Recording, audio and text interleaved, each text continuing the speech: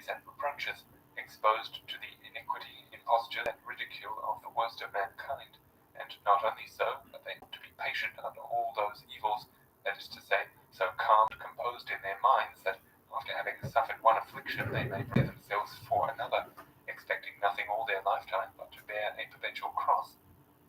At the same time they are required to bless and pray for them from whom they receive curses, to do good to them from whom they experience injuries, and to aim at that which constitutes their only victory, to overcome evil with good.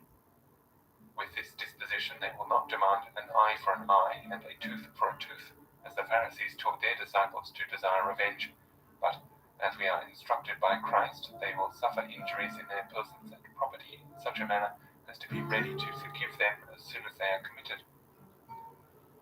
Yet this equanimity and moderation will be no obstacle, but that without a breach of friendship towards their enemies they may avail themselves of the assistance of the magistrate for the preservation of their property, or from zeal for the public good may bring a pestilent offender to justice, though they know he can only be punished with death.